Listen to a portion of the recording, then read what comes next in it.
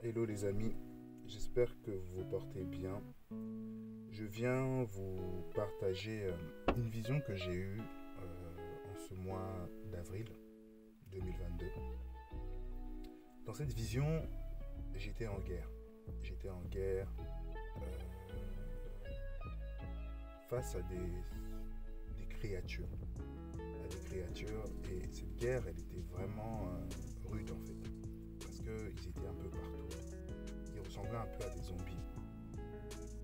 Dans, dans l'avancée de mon songe, je me suis rendu compte que ces créatures, en fait, qui n'avaient pas de sentiments, ils étaient vides.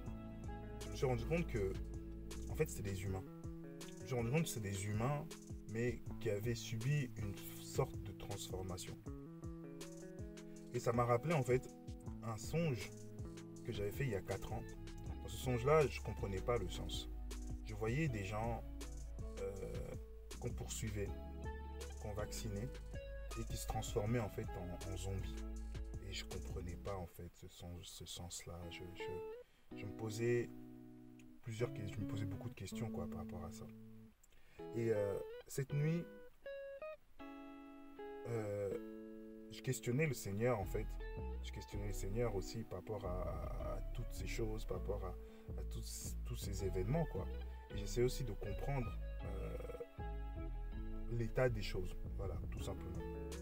Et je nous ramène dans le livre de 2 Timothée, 2 Timothée 3:1, qui nous dit: Sache que dans les derniers jours, il y aura des temps difficiles, car les hommes seront égoïstes, amis de l'argent, vantards, orgueilleux, blasphémateurs, rebelles, à leurs parents ingrats, impies, et ainsi de suite. Lorsqu'on parle des derniers jours, ce qu'il faut comprendre, c'est que le cadre des derniers jours, ça commence à partir de là où Jésus en fait arrive. Dans le livre de Hébreux 1, on nous dit que autrefois, après avoir parlé par nos pères et par les prophètes, dans les derniers jours, Dieu nous parle par son Fils.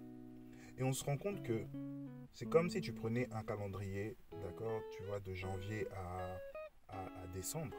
C'est comme si cette année-là, on rentre dans les derniers jours.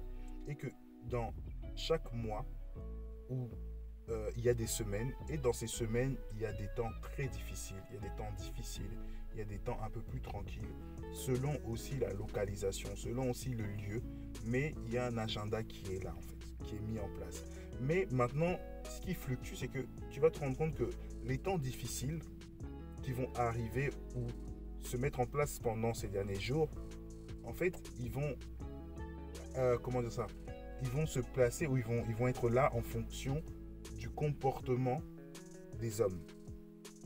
Parce qu'on nous dit ici que les temps seront difficiles car les hommes seront. Donc c'est-à-dire que c'est une conséquence. C'est-à-dire qu'on nous dit dans le livre de Romains, dans le livre de Romains 2, ou Romains 1 plutôt, que la colère de Dieu se révèle contre en fait les hommes. Et en fait cette colère-là, elle se révèle parce que ces hommes-là ne veulent plus de la vérité du Seigneur. Mais ils préfèrent marcher selon leur propre plaisir, leur propre désir. Je paraphrase ce verset. Mais c'est pour ça que Dieu les livre en fait à leur propre cœur. Et on va se rendre compte que justement, les temps difficiles sont une conséquence de la colère du Seigneur. Maintenant, ce qui se passe, c'est que dans ces choses, l'ennemi a compris que plus il allait transformer l'être humain en autre chose, plus l'être humain serait loin de la ressemblance avec son Dieu, plus un jugement va être prononcé. Il va être prononcé et il va impacter en fait l'être humain. Et pour revenir à mon songe, je me suis rendu compte qu'il y avait une guerre. Mais cette guerre-là, ces hommes-là n'avaient pas de volonté. Ils n'avaient rien. J'en ai croisé qui étaient en cours de transformation. Ils m'ont demandé de l'aide vers la fin de mon songe. Et je les voyais, quand ils m'ont demandé de l'aide, je leur montrais en fait une route à suivre et je leur indiquais un chemin. Et ils ont commencé à courir vers ce chemin-là en fait. Mais les autres, ils agissaient vraiment par méchanceté. Vous savez, c'est comme quand le Seigneur il allait sur la croix. Les mêmes personnes qu'il avait guéries, Les mêmes personnes qu'il avait aidées, qu'il avait sauvées, c'est les mêmes qui lui crachaient dessus en fait. C'est-à-dire que la haine qui est montée ou ce changement-là de mentalité que les gens ont eu, bah en fait, c'était exactement la même chose. Je ne dis pas que les gens vont être peut-être transformés physiquement, quoique on ne sait pas en fait. J'ai pas la réponse à ça parce que le Seigneur, il nous parle toujours sur plusieurs plans. Il va nous parler dans un plan physique, mais il peut nous parler aussi dans un plan spirituel et il peut aussi nous parler dans un plan imagé pour justement nous montrer quelque chose ou pour nous expliquer quelque chose. Là-dessus, il ne m'a pas détaillé exactement en disant est-ce que c'est l'image d'un comportement, d'une action où c'est vraiment, les personnes seront vraiment changées et transformées, ou bien c'est spirituellement, ça sera l'identité des personnes, des morts vivants, comme des zombies, mais des morts vivants qui sont des soldats exécutants. Ça me rappelle quand, avant je me posais la question, je me disais toujours, mais Seigneur, comment à la fin des temps, des hommes pourront faire du mal à d'autres hommes, pourront torturer d'autres hommes, faire ça en toute impunité. Et c'est là que le Seigneur il m'avait donné des années plus tard cette réponse en disant mais ça ne sera pas des hommes qui ont l'humanité en eux, donc qui ont en fait ces lois-là du Seigneur dans leur cœur. Mais ce sera des hommes qui seront transformés en l'image de leur Père en fait. Et leur Père c'est l'ennemi, c'est l'adversaire. Et ce sera ce type d'homme-là. Et c'est ce que l'ennemi fait, c'est ce que l'ennemi travaille chaque jour. Il vient pour transformer. Et le Seigneur il est en train de me prévenir et de me montrer que non, il y a des guerres qui se passent, il y a des choses. Et je voudrais simplement attirer notre attention à chacun de nous sur la vigilance, sur le fait de ne pas se laisser bercer, en fait. Ne nous laissons pas bercer par rapport à ce que nous on voit, à ce que nos yeux voient. Parce que justement, c'est ça en fait l'arme la plus forte, c'est que on nous berce d'illusions pour nous capturer tranquillement. Et une fois qu'on est en prison, on se réveille en disant « je suis en prison ». Combien de nos frères, de nos sœurs sont dans des prisons, mais sans s'en rendre compte. Mais un jour, la cage dorée va devenir en fait une cage pleine d'épines. Et on va s'en rendre compte qu'en fait, on était, comment dire ça, on était bernés en fait, on nous avait dupés dès le début. L'ennemi est beaucoup plus intelligent que ce que beaucoup d'entre nous le pensent. Nous, on a l'impression qu'on est capable de se dire « oui, je vais faire comme ça », mais combien de nos pères, combien de nos mères, combien de nos sœurs qui ont vécu même dans des temps avant nous ont pensé exactement à la même chose et se sont retrouvés dans le lieu de tourment à la fin de leur vie. Donc, le Seigneur, il vient encore nous avertir et il vient aussi nous prévenir. Vous savez, il y a un caractère, avant que je puisse vous laisser, qu'il ne faut jamais oublier. Un enfant de Dieu, c'est un voyageur de temps. C'est-à-dire qu'il connaît en fait le temps. Regardez Moïse, il a pu relater le passé. Regardez Daniel, il a pu relater l'avenir. Jean, il a pu relater l'avenir. Donc, on est des voyageurs en fait du temps. Un enfant de Dieu, il connaît aussi la météo du monde. Il connaît le cours financier boursier. C'est-à-dire que le Seigneur, il va nous dire, attention, il y a la famine. Dans Actes des Apôtres, on dit que Agabus est arrivé en disant qu'avec d'autres prophètes, qu'il y aura la famine. Et les personnes se sont préparées. On voit qu'on est aussi là par rapport à l'avenir des personnes. On voit encore ce même prophète Agabus qui se lie les mains en disant la ceinture la ceinture que je tiens, avec laquelle je me suis lié, cette personne sera liée de la même manière à Jérusalem. Et on parlait de Paul à ce moment-là.